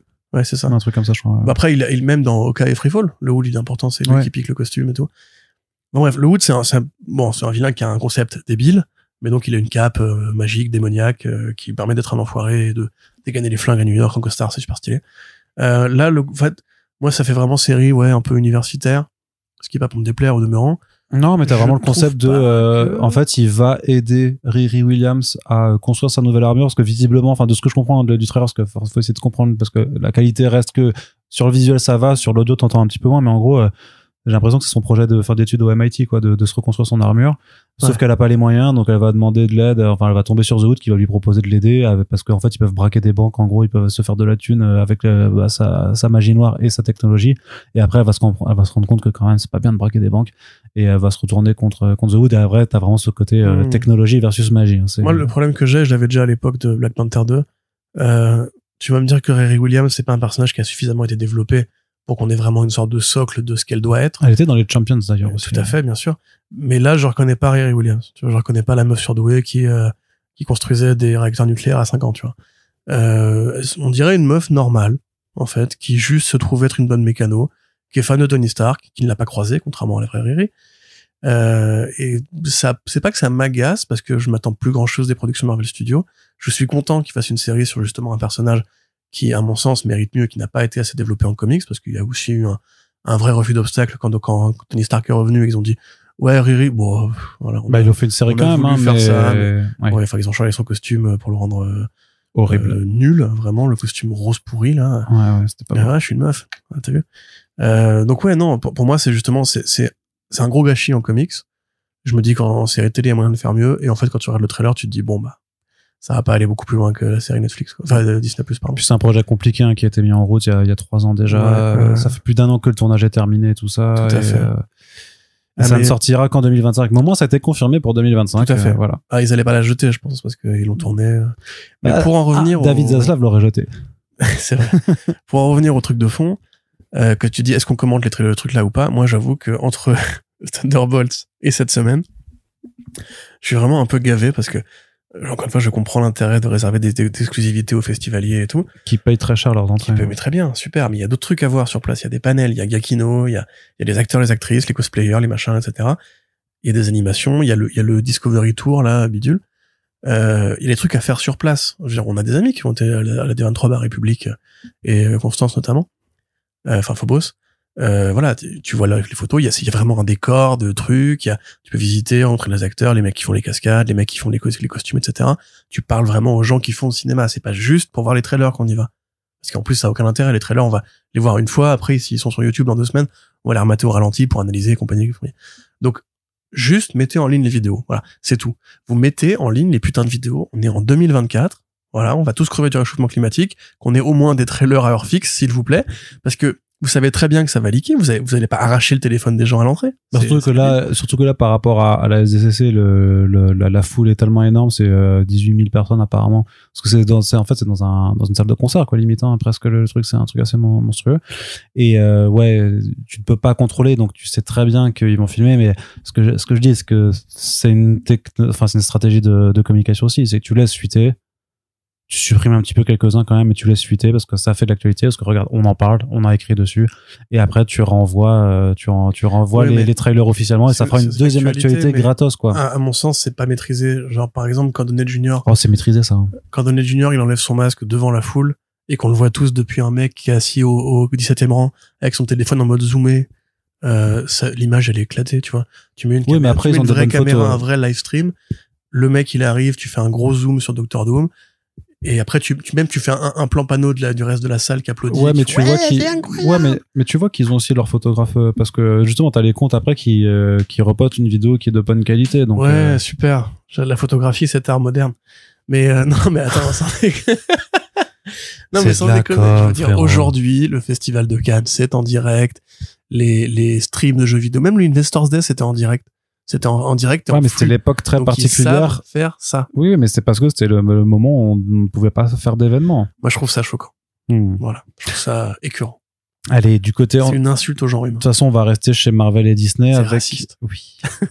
C'est bon? Oui. T'as fini? Non, pour le coup, pour Daredevil, je suis vraiment énervé. Grumpy Corentin. Je veux ce putain de trailer. J'attends cette putain mais tu l'auras. Voilà. Je suis un enfant gâté. Tu l'auras, tu partiras en vacances et ça viendra à ton retour. Allez. Du côté du cinéma, Laura Carpan, qui a fait la bande son originale de The Marvels, rempile pour Captain America Brave New World. Ouais, elle rempile.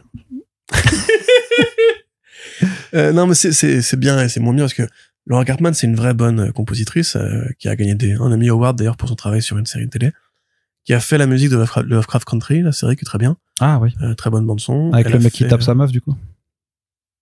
Elle a fait American Fiction aussi, très bon film avec une super musique pour le coup. Je sais pas si tu l'as vu celui-là. Lequel? American Fiction, c'est avec le commissaire Gordon. Le mec de Westworld. Ouais, ok, mais lui là, tu vois. Qui en fait est un scénariste qui veut écrire le nouveau grand Black American Novel et qui s'enferme qui a un problème de familiaux. C'est très compliqué à expliquer. Jeffrey White? Non. Jeffrey Wright. Jeffrey Wright? Oh, je me rappelle plus, c'est fou ça. Ouais, moi non plus. Peut-être Jeffrey Wright. Bref. Donc vous voyez très bien de qui on parle, c'est Bernard dans West. C'est Jeffrey Wright, ouais. Voilà. Et donc le commissaire Gordon depuis peu, un mec qui a fait toutes les séries HBO de la Terre, un mec très talentueux, qui joue donc dans ce film American Fiction, un mec qui en fait veut écrire un grand roman américain noir, et en fait comme il est trop intello et pas assez stéréotypé dans ce que les blancs imaginent que les noirs font, il se force à écrire un bouquin comme l'aurait écrit une Kyra en fait. comme l'aurait écrit une Kyra, mais bien archétypal, tu vois, bien le mec qui vient du hood, qui dit oh yo man gangster, etc. Un peu comme tu sais quand ils avaient écrit les jeunes de quartier dans le What If Miles Morales là, avec c'est exactement ça. Les mecs s'étaient fait passer pour ça. Sauf que là en fait du coup l'éditeur trouve que ça sonne vrai et que c'est une vraie belle expérience humaine et que putain quel courage d'avoir écrit un bouquin pareil qui parle de la vraie réalité noire américaine. Et lui du coup il se dit mais non attends, les gens ils vont se rendre compte que c'est raciste que j'ai écrit la vision des noirs vue par les blancs. Et en fait non, ça marche, il finit par gagner un prix. Et donc en fait tout le bouquin du coup te parle beaucoup d'identité noire américaine, etc., avec de la musique vraiment géniale, et sur fond de problèmes familiales qu'il a avec son frère et avec sa mère, je crois. Ça, c'est sa mère qui commence à avoir Alzheimer. Et du coup, c'est Sterling K. Brown qui fait son frère, et qui est génial, complètement sous coke pendant tout le film. Il est extraordinaire. Et donc la bande son qui est faite par Cartman est vraiment super bien.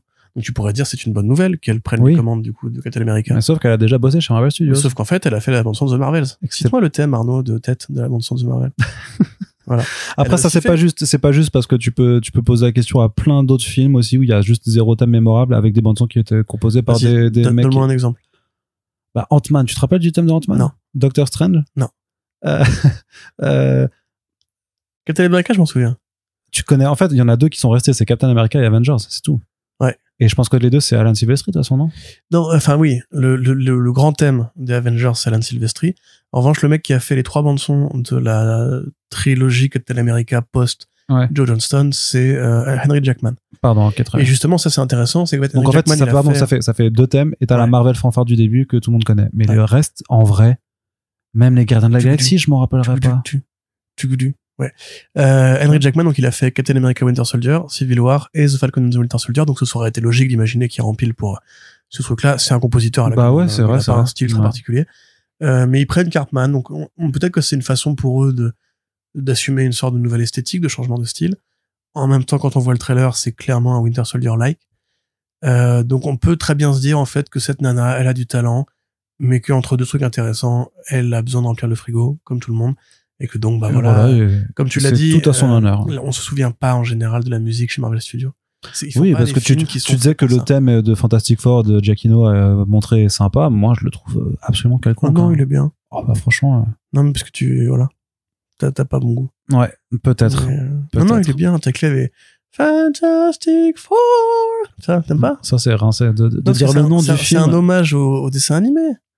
En fait, il y a plein de trucs qui rendent hommage. C'est les espèces de notes genre tu sais un peu comme ça, comme en mode c'est la science et tout, la progression qui fait très justement Danny Elfman début des années 2000 en mode c'est mystérieux. Ouais, mais justement Danny Elfman ça m'a un peu lassé quoi. Les 4 notes de clochette pour dire qu'ils sont bien 4 je crois même que c'est du 4 temps d'ailleurs. Mais allez, Corentin va passer son épreuve de bac de musique. Ben ta gueule. Analyse commentée. Non, moi je trouvais ça cool. Ouais, bah moi je l'ai pas. En plus j'ai toute confiance en Giacchino, surtout après The Batman. Bah justement, le truc c'est qu'il a fait The Batman, mais chez Marvel Studios, il a fait les Spider-Man. C'est pas pareil. Pas pareil. Ça montre qu'il est capable de faire des trucs très génériques aussi. Hein. Là, je pense qu'il le prend plus comme une de ses prods avec Abrams, tu vois. J'espère que le thème de Galactus sera un plus peu en stylé. blin et tout, tu vois. J'espère qu'il y aura un vrai thème pour Galactus qui sera mémorable. Le problème, c'est pas tellement la musique, parce que si tu écoutes individuellement, en fait, les bandes son que font tous ces gens, elles sont pas forcément mauvaises. C'est juste que le montage sonore et le montage musical ne font pas, en fait, ne rendent pas justice. En fait, si tu veux, généralement, t'as tellement d'effets, tellement de bruit, c'est tellement saccadé dans les transitions, qu'en fait, tu ne remarques pas qu'il y a de la musique. Tu sais qu'il y a un fond sonore, mais tu ne remarques pas qu'il y a de la musique. Regarde, dans Man of Steel, le combat dans Metropolis, t'entendais la musique malgré tous les coups qui se mettaient, tout pareil, ça, tu vois. Man of Steel, c'est Chris Nolan à la prod. Et même d'ailleurs, chez Snyder en général, qui compose surtout. Chez Snyder en général, il y a un travail sur le mixage sonore qui est, mais 10 fois supérieur à ce que Marvel Studios. Marvel Studios, c'est des Wonder Woman 84, qui est un horrible film et qui a une des meilleures bandes son de Zimmer composées ces dernières années aussi. What the fuck, cette phrase. Ah si. What the fuck, cette phrase. Mais tu elle est éclatée. Elle est trop, mais non, mais réécoute. Ah non, mais je la connais, t'inquiète, j'ai vu 3 fois ce film. Elle est pourrave. Mais non. C'était celle qui avait le plus de personnalité. Mais n'importe quoi. T'es un fou, la meilleure bande son de Zimmer. C'est ça que tu viens de dire? Non, pas la meilleure bande son de Zimmer, mais depuis Man of Steel. Entre temps, il avait fait d'autres trucs qui étaient tellement lambda, et je trouve que c'était un retour vraiment avec des thèmes que tu reconnais. Il y avait vraiment une vraie personnalité. Alors après, bon, toi, visiblement, tu n'as pas aimé, mais au moins, t'avais un thème pour les Amazones et Themyscira, t'avais un vrai thème pour Maxwell. Hein? Mais non! Mais réécoute, non, mais tu trolls, c'était un petit peu. Ce que je veux dire, c'est que malgré tout, tu retiens. Et je serais incapable, de te citer les thèmes même des films qui ont le plus marché. Black Panther, Wakanda Forever. Alors non, si tu prends de mauvais exemples là quand même. Ah, Wakanda Forever, franchement, pas autant que le premier Black Panther les pour le coup. Les morceaux Arbolès Barro del Mar, l'enterrement de T'Challa qui justement laisse place à la musique comme élément narratif, c'est vachement plus travaillé chez Coogler que chez les autres mecs. Non, ouais, mais c'est plus la bande son, c'est pas la bande son composée, tu vois, c'est les tracks qui sont faits par les artistes. Oui, mais au moins tu les entends. Tu vois, au moins tu remarques qu'il y a un truc qui se passe au niveau musical. Alors que comme tu dis dans Doctor Strange, si, il y a le morceau au début quand il opère un mec et qu'il y a Danny Elfman pour le deuxième. Du Flugelhorn. Peut-être, mais je m'en souviens pas. En fait, je me souviens, c'est toujours des marches ou c'est toujours des fanfares. Il y a que ça, en fait, dans les films Marvel Studios. Il y a toujours des, ou des, et en fonction des scènes d'action ou du build-up. Quand ils marchent vers l'action, t'as une marche bien militaire. Et quand ils combattent, t'as un mec qui joue de la trompette, qui fait, t'as vu, c'est épique, hein. Et honnêtement, à un moment donné, quand tu fais 28 000 fois le même morceau, ça soulève peu d'enthousiasme. Ouais. Voilà. Donc, voilà, on verra bien ce que ça donne. Et donc, oui, c'était bien Danny Elfman pour Doctor Strange 2. Très bien. Mais pareil. Je n'ai pas le moins de souvenirs. Ouais. Et donc, dernière actualité, et ça, c'était quand même la grosse surprise, peut-être, parce que ça, là, on l'avait pas anticipé, c'est l'annonce des Indestructibles 3. Alors, on sait pas si Brad Bird réalisera, mais en tout cas, il est annoncé comme impliqué pour le développement et tout ça. Je serais pas surpris. Oui, ça m'étonnerait qu'il ne réalise pas. Mais est-ce qu'on attendait un troisième film Indestructible 6 ans après la sortie du deuxième volet? Comme tu l'as dit dans ton article, Disney est dans cette espèce de posture attentiste qui consiste à ne pas prendre de risques, ne pas lancer de nouvelles franchises et à se reposer sur ce qui a déjà fonctionné par le passé. Tu l'as pas ouvert Illuminations de Alan Moore, là je le vois et ça me perturbe. J'ai pas eu le temps de le lire. Et donc du coup effectivement ils font des Frozen 4, 5, 6, ils font des Toy Story 5. Ça j'ai pas compris. Alors Toy Story en plus l'histoire elle est terminée. Enfin, mais c'est ça, non mais le 4 était dispensable entre guillemets. Oui, c'est ça. Moi j'ai pas vu le 4 je m'étais arrêté au 3 mais déjà le 3 pour moi c'était fini, le 4 c'est l'allégorie est pas idiote parce que en fait si tu dis que Woody c'est le père du gamin, là en fait il faut qu'il réapprenne à être autre chose qu'un père. Et donc en fait il quitte la maison et il va vivre avec la bergère en mode c'est un peu tu sais genre le père qui du coup maintenant son enfant est parti à la fac et qui du coup se retrouve une copine pour vivre heureux et être un vrai être humain, tu vois. Non il était pas mal ce film. Le problème c'est les Pixar c'est rarement mauvais de toute manière à part les Cars qui sont vraiment inintéressants. Et Coco c'est très bien Coco. Pire Pixar ever. Mais ça, voilà. Et voilà. Tu vois, j'ai essayé de te sauver. Je repars dans mes hot takes du mauvais goût, mais vraiment, je déteste ce film. Mais pourquoi, alors? Parce que c'est factice. Parce que il te surjoue tout. Parce que c'est factice. Il te surjoue tout. T'as quelqu'un qui vient à côté de toi pendant que tu regardes le film, qui t'épluche des oignons sous tes yeux en te jouant un air de violon lancinant pour vraiment te forcer à pleurer, mais de la façon, la plus exagérée, la plus, artificielle que franchement ça et moi quand je l'avais vu je ressortais j'avais vu Vice Versa avant qui m'avait fait vraiment qui m'avait mis en tête, mais non mais c'est pas que ça a rien à voir, je te compare pas la façon dont ça approche mais la façon dont l'émotion est véhiculée dans Coco, je trouve vraiment que ça que c'est faux quoi, tout sonne faux pour moi, mais c'est pas grave, on n'est pas d'accord. Reprenons donc on n'est pas d'accord, c'est sûr, mais sur les Indestructibles 3 mettons que dans l'ensemble les Pixar ne sont pas forcément mauvais à part Cars, voilà. Encore une dinguerie à la chaîne. Non, j'ai rien dit. Après, moi, il y a plein de Pixar que j'apprécie pas forcément. Je veux dire, Le Voyage d'Arlo, c'était pas incroyable. Malgré les dinosaures, c'est dommage. Ou même les Rebelles. Enfin, Rebelles, d'ailleurs, il y en a eu 2, je crois. Ah, ça, c'était cool, Rebelle. Il y en a vu... Non, je crois qu'il y en a eu qu'un Rebelle. Moi, c'était pas... Non. Je le préfère à Coco. Bah, c'est stupide. Mais c'est pas grave. T'as le droit d'être con. Donc... Il m'énerve. C'est bien qu'on est jamais dans le jugement. Il aime les requins à 4 pattes. Donc, voilà. Après, moi, c'est plus la question, à quoi bon? En fait, Brad Bird, c'est un mec qui est créatif. Donc, c'est, pour ceux qui ne voient pas, c'est celui qui a fait Le Géant de Fer, Ratatouille, Wall-E, je crois aussi. Remarque, non, j'ai un vieux doute des familles, là. Tu veux que je regarde sur IMDb? Vas-y, regarde, ouais. Parce que, donc, il a fait Ratatouille, il a fait Les Indestructibles, il a fait Tout mon Roland aussi, qui était pas un mauvais film, hein. C'était, j'en ai marre. Je vais monter mon podcast de mon côté avec un mec qui aura bon goût, en fait. Il était dans la senior creative team de Wall-E, effectivement. C'est pas lui qui l'a réalisé. Mais du coup, C'est Pete Docter. J'ai pas l'impression, je vais regarder pour la... Ouais. Merci, parce que Wall-E, c'est peut-être le meilleur Pixar. Mais d'accord, c'est bon. Je l'ai pas vu celui-là. T'as pas vu Wall-E? Non. Sérieux? Et je sais qu'il faut. Tu sais qu'il y a un mec qui te met des oignons sous les yeux quand tu le regardes, il te fait, t'as vu, c'est triste, parce que tu sais, les motivités, Arnaud, il aime pas ça. Donc, de quoi on parlait? Non, il a pas réalisé. Il a pas réalisé. C'est un super metteur en scène, tu vois. Par exemple, c'est vrai que Le Géant de Fer, c'est clairement un film qui rend hommage à Superman, et aussi, au Superman des frères Fleischer, notamment, avec, le fameux épisode des robots qui volent et tout. Qui a inspiré Ghibli. Puis même dans le style d'animation, ça évoquait. Absolument, ouais. Et puis, le mec, le Géant de Fer a une emblème Superman, hein, et il dit, je suis Superman. Et quand il se sacrifie à la fin, il dit, Superman, et tu pleures comme un enfant, parce que c'est beau. Sans mec qui vient te mettre des oignons sous les yeux. Ah, j'étais choqué qu'on l'a revu il y a quelques années avec Océane, en se refaisant tous les Brad Bird. J'étais en mode genre, mais c'est bon, maintenant, je suis un mec, tu vois, je suis un bonhomme viril, moi, je pleure plus pour ça et tout. En plus, je sais comment ça se termine. Et après, t'as fait le gros il va rien m'arriver. Gros et à la fin, bébé. quand il joue contre un missile et qu'il fait Superman, j'étais en mode genre, c'est beau, c'est trop beau. Je suis tombé dans les bras de ma chérie, on a pleuré comme des cons. Donc, Ratatouille, pareil, qui était super. Et donc, moi, le reproche que j'aurais à faire, parce que j'aime bien Tomorrowland, c'est justement, je trouve que ce mec, qui a du talent, en fait, a manqué le coche. Ils auraient dû le mettre sur un Star Wars. Ils auraient dû, comme Mission Impossible 4 aussi, Protocole Fantôme, oui, il a fait qu'il a réalisé, qui était génial aussi. Donc il sait faire de l'animation, il sait faire des images réelles. Il aurait mieux à faire, à mon avis, que Indestructible 3, même si je suis content, j'aime beaucoup cette franchise, mais le 2 était quand même déjà pas utile. Oui. Tu vois, qu'est-ce qu'on retient du 2? On retient le combat entre le bébé et le raton laveur. Ok, super. On retient un vilain qui clairement te déroule tous les thèmes de l'objectivisme affiché. Et on retient pas grand chose de plus. C'était bien animé. Si ce n'est que c'est bien animé et bien réalisé, tu vois, et que ça mettait quand même la pâtée à l'époque à plein de films de super-héros aussi. Ouais, mais tu vois, entre le 1 qui est vachement luxuriant, ils vont dans l'île de Dr. No, entre guillemets, c'est festif, c'est coloré, c'est jazzy. Le 2, il se passe que en ville, c'est gris, c'est terne. Il y a pas de grande scène d'action que tu retiens vraiment. Le vilain est pas... L'intro et tout, elle était cool quand même.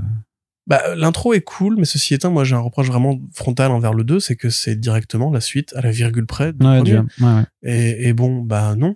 Et en plus, ça contredit tout le propos du film, parce qu'on te dit que à la fin du 1, que parce que les Indestructibles ont sauvé, entre guillemets, New York avec, en arrêtant la grosse boule, ils vont redevenir legit en tant que super-héros. Le suivant, on dit non. Mais t'as envie de dire, si, j'ai vu le film d'avant, ferme ta gueule. Et ça fait un peu suite prétexte à la Disney, tu vois. Donc le 3, comme tu l'as dit, on en parlait hors champ, si un vrai bon gap temporel, où par exemple, on fait passer 10 ans, Violette va à la fac, Flash est au lycée, et Jack est enfin plus le bébé mascotte, donc par une fois, à la Disney, hein, parce qu'ils ont bien compris, après le premier, qu'il fallait en faire des caisses sur Jack, parce que c'est la peluche idéale pour les enfants. Il y a Grogu qui prend la relève maintenant. Voilà, ils en ont plusieurs, hein. Mais du coup, si on fait ça, et même à la limite, on ramène un quatrième enfant dans l'équation, un troisième enfant dans l'équation. Il commence à être un peu vieux pour faire des gosses, là. Oh. Quand même, puis après 3, c'est... Tu parles d'expérience? C'est beaucoup, mais non, mais... 5, 6? Hein? Ouais, c'est ça, ouais. Au moins. Il est italien, hein. Donc du coup, non, moi, peu importe dans ce cas-là, mais un vrai gap temporel, une vraie différence entre ces générations-là, parce que c'est aussi un truc qui nous manque dans le présent, justement, par rapport au Fantastic Four. C'est vrai que là, ils ont enfin évolué après Onslaught, ça a quand même plutôt bien commencé à évoluer. Maintenant, ils sont vraiment adolescents. Mais on aimerait bien, un peu avoir la suite de ce qui va arriver pour Valeria Richards et Franklin. Les Indestructibles, c'est clairement les Fantastic Four. Enfin, il y a plus de doute, malgré ce que Brad Bird veut bien en dire.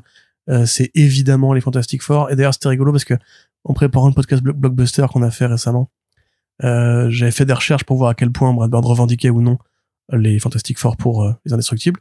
Et il disait, non, pas plus que ça. Je me suis inspiré de plein de comics, Superman aussi et tout. Et tu dis, mais frérot, tu finis ton film avec le Mole Man. Enfin, littéralement. Tu fais littéralement apparaître le Mole Man, qui est le vilain de Fantastic Four 1. Enfin, évidemment que tu t'es inspiré des FF, arrête tes conneries. Et genre, c'est pas grave, c'est normal, c'est les premiers super-héros du Marvel moderne. La fille, elle devient invisible, elle projette des champs d'énergie. La mère, elle est élastique. Enfin, c'est les Fantastic Four, c'est tout. C'est pas gravissime. Ça va aller, poteau. Surtout que le film est excellent, donc personne te reprochera d'avoir pris cette inspiration. Ça, tu t'inspires de Stanley et Jack Kirby, il y a pire, quoi. Vraiment. Oui, voilà. Donc, du coup, voilà, moi, je serais que pour la perspective de continuer à faire évoluer le mythe des FF à travers cette espèce de prisme déformant, ça me fait kiffer. Si Sam Jackson revient en Frozone pour dire, femme, où est mon costume? ça me fera kiffer aussi. Ouais, faut se dépêcher parce que, enfin, ils sont pas loin de la mort, mais ils commencent à vieillir aussi, quoi. Ça va, il est pas non plus, Non, mais ils sont vieux, quand il a même. encore envie, là, il a fait un film pourri, là, récemment, avec une série avec Vincent Cassel, je crois. Oh. Ouais. Le King. On a des teasers pendant les JO, j'étais en mode genre, ah bon. Ok, ouais. Très bien. Donc voilà. Très bien. Eh bien, de toute façon, on verra comment, content, parce que ouais, moi, je suis grave content. T'as Parce peur que qu'il y ait un mec qui met des oignons sous les yeux? non, ça va. Non, bah non, c'est pas trop le propos dans les indestructibles. C'est quand même plutôt fun en général. C'est pas très larmoyant, je Et trouve. ce sera sûrement encore Giacchino, d'ailleurs. Oui, bah, oui, il y a moyen. De toute façon, là, on a vraiment rien. On sait juste que c'est en développement. On n'a pas de date de sortie. Je pense pas que ça sortira avant 2026 ou Oh non, 2027. c'est sûr. T'imagines, du coup, Giacchino qui fait Fantastic Four et Indestructible? Ouais. Génie, quand même. Bah, va falloir ouais. pareil, tu vois, par contre, le thème des indestructibles, je le connais pas. Bah, ça ressemble un peu à, voilà. Tu vois ce que je veux dire? Non, mais c'est jazzy, tu vois, c'est compliqué Oui, à chanter. oui. Toi, tu pourras jouer au sax, je pense, tu vois, c'est... Peut-être que je pourrais faire ça. Très bien. Bon, en tout cas, Très héroïque. on en a terminé pour ce petit podcast. Voilà, 1h24, c'est court, hein, par rapport au front page qu'on a pu faire ces derniers temps. On espère en tout cas que ça vous a plu. Si c'est le cas, n'hésitez pas à le faire savoir. Pour simplement soutenir notre travail, vous pouvez partager les podcasts sur les réseaux sociaux, mettre des petites notes et des commentaires sur les applications d'écoute, quelles qu'elles soient, sur Spotify, Apple Podcast et tout ça, Podcast Addict. Et vous pouvez nous aider aussi en contribuant à notre page Tipeee. Merci à toutes et tous de nous avoir écoutés. Puis on se dit à très bientôt pour la suite de nos émissions. Salut! Salut!